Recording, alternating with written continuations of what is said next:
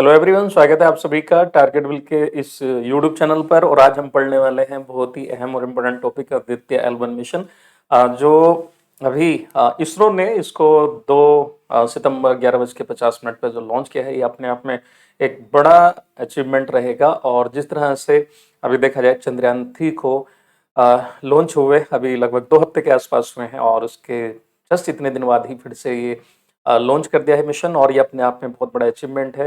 यानी इसरो बहुत ही ज़्यादा बेस्ट कर रहा है, और ये हमारे सभी देशवासियों के लिए क्या है, गर्व की बात है। तो चलिए इस वीडियो को देखते हैं। और इसमें जो है आपका प्रीलिम्स के लिए एंड आप कोई से भी एग्जाम देते हैं तो वहाँ करंट अफेयर से रिलेटेड क्वेश्चंस, और मेंस के लिए जितना ज़रूरी है उतना सारा कंटेंट मैंने इसमें रखा है। इसकी अगर आपको पीडीएफ चाहिए होगी तो आप टारगेट विल एप्लीकेशन को डाउनलोड कर लेंगे। कहाँ से? प्ले स्टोर से। और वहाँ से आप इस पीडीएफ को ले सकते हैं। मैं वहाँ पे अपलोड कर दूंगा इसको। और भी बहुत सी चीज़ें फ्री पाने के लिए आप वहाँ पर डाउनलोड कर सकते हैं। ठीक है। वीडियो अगर अच्छी लगे तो वीडियो के आखिर तक बने रहिएगा एंड अपना वैल्यूबल कमेंट देना ना भूलें। तो आदित्य L1 मिशन क्या है? ये इसरो के द्वारा, जो इंडियन स्पेस रिसर्च ऑर्गेनाइजेशन है, उसके द्वारा मिशन है जो सन का अध्ययन करेगा, सन की स्टडी करेगा। तो this is the first mission to be send by India to the study the sun. तो याद रखिएगा कि सन के लिए ये पहला मिशन है जो भारत के द्वारा, भारत का जो इसरो है, स्पेस एजेंसी है ना, इंडियन स्पेस रिसर्च ऑर्गेनाइजेशन है ये। ठीक है। तो इसने इसको लॉन्च किया है। Aditya L1 to be launch on September. ठीक है। तो टू बी लॉन्च नहीं है, ये लॉन्च हो चुका है। ठीक है। लॉन्च लॉन्च 2 सितंबर, ठीक है, 11:50 पर इसको किया गया था। कहाँ से? श्रीहरिकोटा। ठीक है। ये तो इसरो द्वारा सूर्य के अध्ययन के लिए आदित्य L1 मिशन को लॉन्च किया गया है। ये सारा हिंदी में आपको लिखा हुआ है। और ये जो है लगभग कितना, पृथ्वी से 15 मिलियन 15 मिलियन 15 मिलियन जो है किलोमीटर, यानी लगभग 15 लाख किलोमीटर दूर जो है ये सन की स्टडी करेगा। यानी रहेगा तो अर्थ के नज़दीक, सूरज से काफ़ी दूर रहेगा, लेकिन फिर भी ये जो है वहाँ से सूर्य की स्टडी करेगा। क्योंकि यहाँ से पृथ्वी पर से सूर्य का पूरी तरह से स्टडी करना पॉसिबल नहीं है, क्योंकि कई ऐसी लेयर्स होती हैं एटमॉस्फेयर में जो सन से आने वाली चीज़ों को स्टडी करने में, मतलब जो है अवरोध उत्पन्न करते हैं। तो this the distant Lagrange point L1 will be placed on in orbit। तो जो Lagrange पॉइंट है ना, ये क्या होते हैं इनके बारे में हम समझेंगे अभी थोड़ी देर में, क्योंकि ये समझना बहुत ज़्यादा ज़रूरी है। उससे पहले आइए हम समझते हैं कि सूरज की कौन कौन सी लेयर्स होती हैं।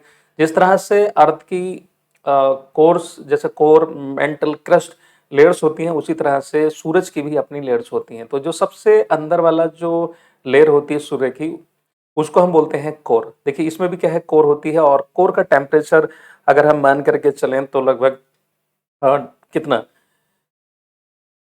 1.5 करोड़ के आसपास आप मान के चलें केल्विन में होता है। और केल्विन में सेल्सियस में कितना फर्क होता है? ओनली 273 का फर्क होता है। अगर इतना हम घटा दें तो सेल्सियस बन जाएगा। तो लगभग 1.5 करोड़ के आसपास टेम्परेचर, 1.5 करोड़ डिग्री सेल्सियस के आसपास यहाँ पर आप टेम्परेचर मान के चलें। और यहाँ पर चलती हैं कौन सी रिएक्शन? जो न्यूक्लियर फ्यूजन रिएक्शन होती है, नाभिक सेल नाभिक क्रियाएं चलती हैं, जिसमें हाइड्रोजन के आइसोटोप इस्तेमाल होते हैं और हीलियम बनती है। देन फिर वो ब्रेक डाउन हो जाते हैं, फिर से हाइड्रोजन बनती है, हाइड्रोजन के आइसोटोप। और इस तरह से ये गैसियस पिंड है, एक जलता हुआ एक सूर्य का पिंड है। रेडिएटिव जोन जो है, दूसरा जो जोन होता है, ये वाला जो जोन है इतना, जो आप येलो कलर से देख रहे हैं, इसको हम बोलते हैं रेडिएटिव जोन, जिसको हम बोलते हैं विकिरण जोन। यहाँ का टेम्परेचर अगर देखा जाए तो 70 लाख केल्विन, या फिर आप डिग्री में देखें तो इतने ही मान के चलें, क्योंकि 273 कम कर दो तो कोई खास फर्क पड़ेगा नहीं, इतना टेम्परेचर यहाँ का होता है। देन फिर इससे अगली जो ये लेयर होती है, जो इससे अगली वाली आप लेयर देख रहे हैं, ये वाली, ठीक है, इसको हम बोलते हैं कॉन्वेक्टिव जोन बोलते हैं। और यहाँ का टेम्परेचर देखा जाए तो 20 लाख केल्विन के आसपास यहाँ का टेम्परेचर होता है। अब जो फिर इससे अगली लेयर होती है, इससे अगली लेयर जो बाहर वाली होती है, इसको हम जो है फोटोस्फीयर बोलते हैं। और यहाँ का टेम्परेचर लगभग 6,500 से लेकर के 4,000 केल्विन के आसपास होता है। यानी आप सेल्सियस में कहें तो लगभग 4,000 से लेकर के 6,500 डिग्री के आसपास होता है। The visible surface of the sun spot, जो हमें बाहर से सन जैसे नजर आता है बाहर से, वो। देन फिर इसके बाहर की जो एक लेयर होती है, इसको हम बोलते हैं क्रोमोस्फेयर। क्या बोलते हैं इसको? क्रोमोस्फेयर। और यहाँ से सोलर जो फ्लेयर्स होते हैं वो निकलते हैं, है ना। प्रोमिनियंस निकलते हैं। तो यहाँ का जो टेम्परेचर है वो 4000 केल्विन से लेकर के 8000 केल्विन, लगभग डिग्री में भी उतना ही मान के चलें, 273 घटा देने पर कोई खास फर्क नहीं पड़ेगा।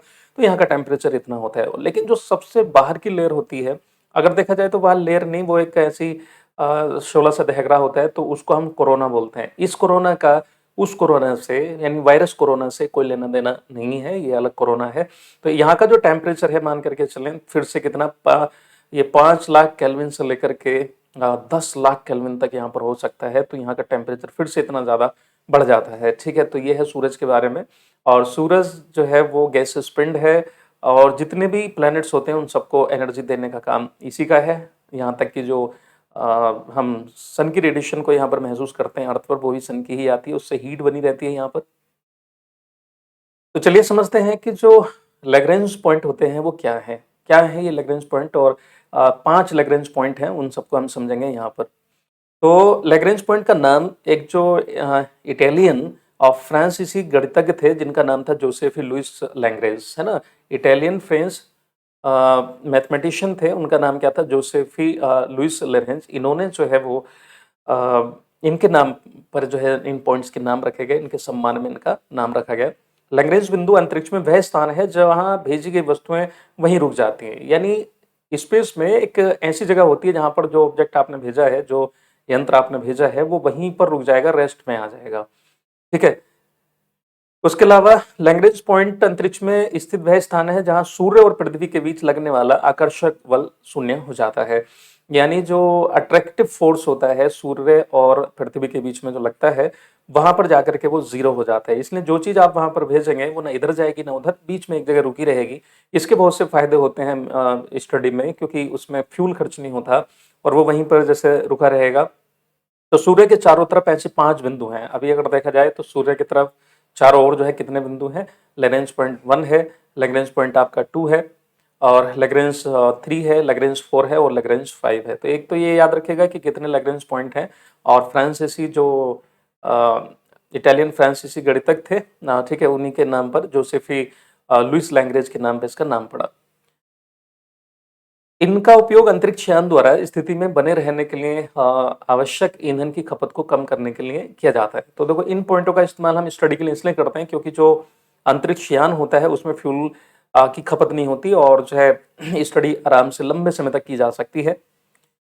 लैग्रेंजियन बिंदु L1 के चारों ओर हेलो कक्षा में रखे गए उपग्रह को बिना किसी ग्रहण के सूर्य को लगातार देखने का प्रमुख लाभ होता है। तो a satellite place in the hello orbit, तो इसको जो है L1 जो है इसको हम क्या बोलते हैं, hello orbit around the Lagrangian point.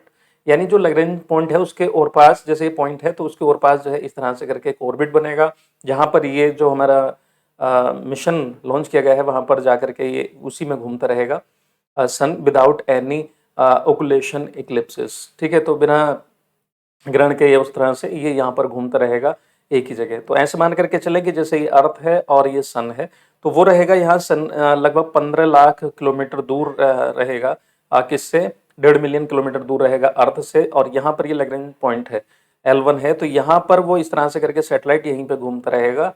और ठीक है, यहाँ पर एनर्जी का मतलब फ्यूल की जरूरत नहीं पड़ेगी और इससे सूरज की स्टडी आराम से यहाँ से की जा सकती है। और कई पेलोड को इसके साथ भेजा गया है, कौन कौन से वो पेलोड हैं, कौन कौन सी स्टडी पॉसिबल है, उनको हम समझेंगे। तो जैसे कि आप यहाँ देखें कि ये सन है, ये आप देखिए कि ये सन है, और ठीक है, तो इसके बाद अंतरिक्ष यान को ऑनबोर्ड प्रोपल्सन का उपयोग करके जो ये लैग्रेंज पॉइंट है, और ठीक है, लैग्रेंज उपयोग करके, लैग्रेंज अलग हो गए, लैग्रेंज पॉइंट तक जो है प्रक्षेपित किया जाएगा। तो ये आप देख रहे हैं ये सन है, तो यहाँ से देखिए एक जो पॉइंट है ये है अर्थ हमारी, ये क्या है, हमारी अर्थ है। ठीक है, अर्थ है, तो ये यहाँ से 15 लाख किलोमीटर दूर रहेगा, कितना, 15 लाख किलोमीटर। तो ये है आपका L1 पॉइंट। तो जो ये है जो यहाँ पर सैटेलाइट भेजा गया है वो इस तरह से करके यहीं पे घूमता रहेगा। और सूरज से देखिए आप डिस्टेंस देखिए, अगर इस पे देखा जाए तो सूरज से काफी दूर डिस्टेंस है, यहाँ पर काफी डिस्टेंस हो गई, लेकिन क्या अर्थ के नजदीक है। लेकिन फिर भी इतनी दूर जाके स्टडी इसलिए की जाएगी, यहाँ से क्यों नहीं कर सकते, क्योंकि कई एटमॉस्फेयर में ऐसी चीजें होती हैं और स्पेस में ऐसी चीजें होती हैं जो जिनको रोक लिया जाता है, तो उसको सही से स्टडी नहीं कर पाते हैं। तो देखिए एक जो है जो एक पॉइंट है वो यहाँ पर है ना, तो यहाँ पर भी हम भेज सकते हैं। यहाँ पर अलग इस टाइप की स्टडी होगी, है ना। तो यहाँ से काफ़ी दूर हो गया है। एक जो है यहाँ पर है, इसको जो है L5 बोलेंगे, और ये एक L3 है, L4 है और L5 है। तो याद रखिएगा कितने लैग्रेंज पॉइंट हैं, तो आप बताएंगे 5 लैग्रेंज पॉइंट हैं। अगर हम बात करें L1 की, तो यहाँ पर जो है वो सूरज से फिर भी काफ़ी दूर है और पृथ्वी से 15 लाख किलोमीटर यानी 1.5 मिलियन किलोमीटर दूर है। आदित्य L1 में जो पेलोड भेजे गए हैं, पेलोड का मतलब होता है जब हम मतलब अलग से देखिए, पहले तो हम ये समझ लें कि इसमें इस्तेमाल क्या किया गया है। लॉन्च व्हीकल कौन सा यूज किया गया है, तो PSLV polar synchronous launch vehicle का इस्तेमाल इसमें किया गया है। ठीक है, तो पोलर जो ध्रुवीय सैटेलाइट प्रक्षेपित यान होता है उसके जरिए इसको भेजा गया है। और इसमें जो पेलोड रखे गए हैं वो कौन कौन से सेंसर्स हैं, वो क्या है, हम समझेंगे। तो देखिए, ये है हमारा जो आदित्य L1 में जो भेजा गया है, और इसमें क्या क्या ये लगाए गए हैं देखिएगा। एक तो जो है इसमें स्विच करके एक है सेंसर है ना, स्टेप 1 है, हेलियोज है, तो उसके अलावा सूट है, देन क्या है, वेल्क है, पापा है ना, क्या है, देन क्या है, मैग्नोमीटर है। ठीक है, तो ये क्या क्या होते हैं, ठीक है, उनके बारे में हम समझेंगे। ओके, ये सोलेक्सिस हैं। तो चलिए इनका अलग अलग समझते हैं कि इनका अलग अलग काम क्या चीज़ है। तो विजिबल एमिशन लाइन कोरोनोग्राफ है, विजिबल एमिशन लाइन कोरोनोग्राफ। तो जो कोरोना होता है सूरज के बाहर, उसकी स्टडी एक यहाँ से अच्छे से कर सकेगा कि उनसे कौन कौन सी हार्मफुल रेडिएशन निकलती हैं, क्या निकलता है, क्या क्या पॉसिबल है, वो देखेंगे। Then solar low energy x-ray spectrometer इसमें लगाया गया, जिसको सोलेक्सिस बोलते हैं। सोलर लो एनर्जी की स्टडी करेगा ये, ठीक है, जो स्पेक्ट्रोमीटर लगाया गया है। Then solar ultraviolet imaging telescope इसमें लगाया गया, जिसको सूट कहा जाता है, सोलर अल्ट्रावायलेट इमेजिंग टेलीस्कोप। यहाँ से फुल फॉर्म भी आपके प्रीलिम्स वगैरह में पूछी जा सकती है, याद रखिएगा। तो ये किसी भी एग्जाम में यहाँ से करंट अफेयर जैसी चीज हो सकती है, तो इन सबको अच्छे से समझ लेना। ये सारे सेंसर्स उसमें लगाए गए हैं। देन हाई एनर्जी जो 11 ऑर्बिटिंग एक्सरे स्पेक्ट्रोमीटर लगाया गया है, इससे भी जो है पूरा स्टडी की जाएगी। ठीक है, जो एक्सरेज होती हैं सूरज से निकलने वाली, और जो गामा रेज होती हैं बहुत ही ज्यादा हार्मफुल होती हैं, उनकी वजह से कैंसर हो सकता है। यूवी रेज की वजह से भी हमें कैंसर हो सकता है। यूवी रेज 3 तरह की होती हैं, UVA, UVB, C, है ना। तो और अच्छे से वहां से स्टडी और कर सकेंगे कि इसका क्या साइड इफेक्ट हो सकते हैं और क्या क्या है। देन प्लाज्मा एनालाइजर एक चीज है, हाँ आपका ही रह गया, Aditya solar wind particle experiment. तो Aditya solar wind particles experiment, यानी जो सोलर विंड जो सोलर से जो वो निकलती है ना, सोलर एक्लेयर्स वगैरह, वो सब उस तरह का, तो उनको जो है स्टडी करेगा सोलर पार्टिकल्स की। ठीक है, देन क्या है, प्लाज्मा एनालाइजर। देखिए सूरज में आप सब जानते हैं कि प्लाज्मा होता है। प्लाज्मा क्या होता है, वही जहाँ पर गैसेस हाईली आयनाइज हो जाती हैं हाई टेम्परेचर की वजह से। तो इसमें प्लाज्मा एनालाइजर पैकेज 4 आदित्य, तो पापा करके जो है इसको, है ना, याद रखिएगा, प्लाज्मा एनालाइजर पैकेज 4 आदित्य। तो इसमें प्लाज्मा एनालाइजर पैकेज लगाया गया है, जो प्लाज्मा की स्टडी करेगा वहां से और हमें इंफॉर्मेशन देगा। Advance triaxial high resolution digital magnetometer. तो advance triaxial high resolution digital magnetometer इसमें लगाया गया है, जो मैग्नेटिक रेज वगैरह के बारे में, या मैग्नेटिक वेव्स कहिए, उनके बारे में जो है ये बताएगा। L1 बिंदु सौर और हेलियोस्फेरिक वेधशाला उपग्रह, जिसको सोहो का घर कहा जाता है, जो राष्ट्रीय वैमानिकी और अंतरिक्ष प्रशासन यानी नासा और यूरोपीय अंतरिक्ष एजेंसी की अंतरराष्ट्रीय सहयोग परियोजना है। तो L1 point is the home to the solar and heliospheric observatory satellite, SOHO कहा जाता है इसको। और ये किसका एक देखा जाए तो प्रोजेक्ट है, कोलैबोरेशन प्रोजेक्ट है, इंटरनेशनल कोलैबोरेशन, जो हुआ था नासा नासा ये नासा और जो है नेशनल एरोनॉटिक्स में, और यूरोपियन स्पेस एजेंसी ESA। तो यहाँ पे एक क्वेश्चन बन सकता है आपका कि बताइए कि सोहो क्या चीज है, किस किस के बीच का ये एक प्रोजेक्ट है। देन के अदर मिशन टू द सन, सूर्य के अन्य जो मिशन है जो इससे पहले हो चुके हैं, तो नासा ने पार्कर सोलर प्रोब भेजा था। कौन सा, पार्कर सोलर प्रोब।